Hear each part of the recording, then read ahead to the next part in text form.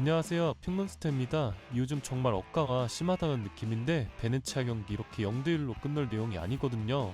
전반전은 베네치아가 확실하게 압도했던 경기였지만 6번의 빅찬스를 모조리 놓쳐버리면서 패배했습니다. 진짜 경기 보면서 고구마 100개 먹은 것 같았는데 웨스트햄 경기 결국 언더 떠져서 오히려 속은 좀 덜 쓰리네요. 저도 어제 크게 부러져서 이제는 좀 많이 급합니다. 오늘 챔스로는 꼭 복구하고 싶네요. 이번 시즌 챔스로는 많이 먹었었는데 이번에도 좋은 기운 이어지길 바라며 분석 시작해보겠습니다. 첫 번째 경기는 스파르타 프라하와 아틀레티코 마드리드의 경기입니다.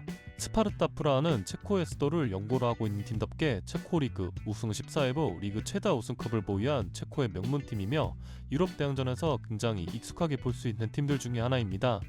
지난 시즌에도 자국 리그와 컵 경기를 우승하며 더블을 달성했던 팀인데 수비의 핵심이었던 크웨이치가 이번 여름 이적 시장에서 지로나로 이적했고 주전 센터백 젤레니가 부상으로 이탈하는 등 현재 센터백 포지션의 전력 노출이 심각한 상황입니다.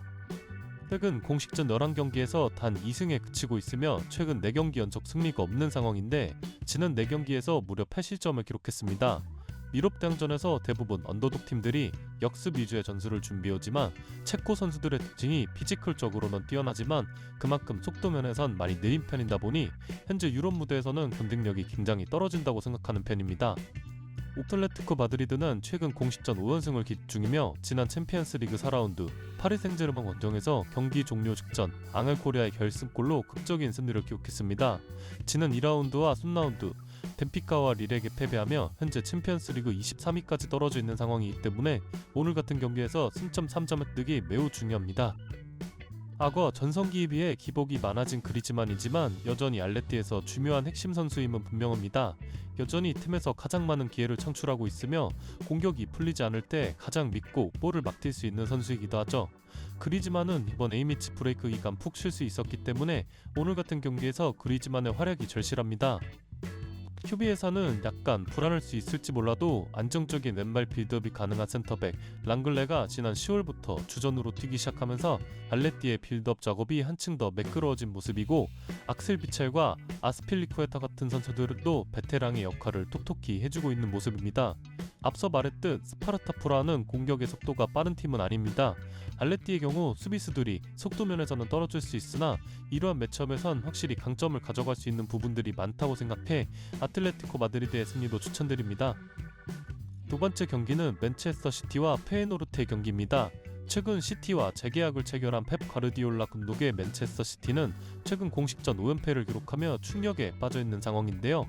펩의 감독 커리어를 통틀어서도 5연패는 처음 있는 일이며 무엇보다 직전 경기 토트넘에게 그것도 에티하드 스타디움에서 0대4 대패는 멘탈적으로도 굉장히 흔들릴 수 있는 상황입니다.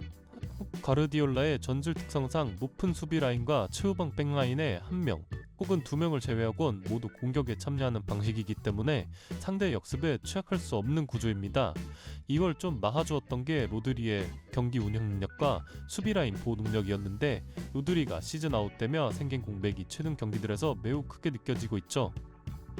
약간 수비에서 가장 믿을 수 있는 선수인 후벤 디아스도 부상으로 이탈한 상황이고요. 시티는 어느 정도 실점을 허용하는 팀이지만서도 그 이상의 득점을 만들어낼 수 있는 능력이 있는 팀인데 최근 5경기에서 4골에 그치고 있으며 실점수는 무려 14실점으로 경기당 3실점에 입덕하는 시티에게 있어 굉장히 낯선 수치입니다. 페에노르트는 심각한 부상 변동에 처해 있는 모습입니다. 빅리그 팀들의 많은 관심을 받고 있는 산티아고 히메네즈가 장기 부상자 명단에 있으며 2옵션과 3옵션 공격수 오스만과 우에다도 부상으로 이탈한 상황이죠. 또한 좌우 주전 풀백 부에노와 하트만까지 부상으로 주요 결정자가 꽤나 많은 상황입니다. 이번 경기는 맨체스터 시티가 충격의 5연패에 이어 과연 오늘 경기에서도 승리를 기록하지 못할까에 많은 관심이 몰릴 텐데요. 이번 경기 후 다음 경기가 안필드 원정이기 때문에 여기서 연패를 끊어내지 못한다면 최악의 분위기에서 안필드 원정을 떠나야 할 겁니다. 때문에 오늘 경기 승리가 매우 중요한 상황이죠. 시티는 로드리와 후벤 디아스 외에 제레미 도쿠와 코바치치가 부상으로 이탈한 상황이지만 이제는 데브라이더가 선발로 복귀해서 무언가 보여줘야 할 때입니다. 폴란드의 득점력을 살리기 위해선 덕배의 활약이 절실하기 때문이죠. 마행까지도 욕심이 나는 매치업이긴 하지만 안전하게 시티 일반승 정도로만 추천드리며 축으로 잡아도 괜찮을 경기입니다. 세 번째 경기는 영보이스와 아탈란타의 경기입니다. 영보이스는 지난 두 시즌 연속 스위스 슈퍼리그의 우승팀입니다. 하지만 유럽 대항전, 특히 챔피언스 리그에선 승점 자판기 역할을 주로 하는 팀이며 이번 시즌 개편된 챔피언스 리그에서도 지난 4라운드 전패를 기록 중입니다. 영보이스의 경우 최근 두 시즌 연속 리그 우승을 기록하긴 했으나 최근 감독 교체가 잦은 모습인데 이번 시즌 패트릭 라흐맨 감독을 새롭게 선임했으나 시즌 개막 이후 3개월 만에 성적 부진으로 경질되었고, 지난 시즌 임시 감독으로 우승을 이끌었던 조엘 마넨 코치를 다시 감독으로 임명한 모습이지만 지난 시즌과는 같지 않는 모습으로 부임 이후 성적은 3승 2무 3패입니다. 지난 시즌 유로파 리그에서 우승하면서 감독 커리어 첫 우승을 달성했던 가스페리니 감독의 아탈란타는 유럽 대항전에서 자신감을 확실히 얻은 모습으로 현재 챔피언스 리그 2승 2무 0패를 기록 중인데 경기 내용에서도 상당히 좋습니다. 또한 최근 공식전 11경기 무패를 기록 중이며 최근 6연승을 기록 중이기도 합니다. 유로파리그 결승전 해트트릭의 주인공이자 여름 이적 시장, 이적 관련 문제로 약간은 시끄러웠던 루크만이 잔류가 확정된 이후 리그와 챔스 14경기에서 9골과 5개의 도움으로 맹활약 중이며 이적생 레테기는 챔스에선 아직 득점이 없긴 하지만 리그에선 12골로 꾸준히 득점을 기록하며 현재 주전 스트라이커의 목을 톡톡히 해내고 있는 모습입니다. 아탈란타가 오늘 영보이스와의 경기 이후 로마, 밀란, 레알 마드리드로 이어지는 하드한 일정으로 돌입하기 때문에 약간의 로테이션은 필요한 경기이나 영보이스를 상대로 승점 3점을 챙기는 데는 큰 불운이 없다면 무리가 없을 것이라고 생각하기 때문에 아탈란타의 승리로 추천드립니다. 두 번째 경기는 바이에른 뮌헨과 파리 생제르맹의 경기입니다. 아마 이 경기가 김민재와 이강인 두 선수가 출전한다면 챔피언스리그 최초로 한국인 더비가 될 텐데요. 사실 어려운 매치업이다 보니 패스하려다가 대한민국 사람의 해외 축구 팬으로서 이런 경기 어떻게 걸어나 싶어서 준비해봤습니다. 바이에른 뮌헨은 지난 챔피언스리그 3라운드 바르셀로나 원정에서 4대1 패배를 기록한 이후 공식전에서 6연승을 기록 중입니다. 지난 바르샤전 대패의 원인은 콤파니 감독의 완벽한 전술적인 패배였는데요. 바르셀로나를 상대로 그것도 캄프누 원정에서 너무나도 공격적인 축구를 하려던 것이 페인이었죠. 물론 높은 위치에서 볼을 끊어내며 상대의 역습을 사전에 차단하려는 의도는 좋았으나 중원에서 압박 저지선이 무너지는 순간 바르샤의 역습에 속수무책으로 뚫리는 그림이었습니다. 지난 시즌 리빌딩이 꽤나 성공적이었고 은부페가 이적했음에도 파리 생제르맹은 이번 챔피언스리그에서 톱독에 위치해 있는 팀이지만 4라운드까지 진행된 현재 1승 1무 2패를 기록하며 25위로 뒤처져 있습니다. 남은 챔스 일정에서 짤츠부르크를 만나긴 하지만 맨시티와 슈투트가르트 일정이 남아있다는 것은 굉장히 부담스러운 부분이죠. 리그에서는 10승 2무 0패로 압도적인 성적을 기록 중이지만 챔스에서는 아쉬운 모습인데요. 주축 선수들이 대거 이탈한 지로나를 상대로 1대0 신승을 기록했지만 PSV와의 홈경기에서 1대1 무승부를 기록했고 또 아스날과 아틀레티코 마드리드를 상대로는 패배했습니다.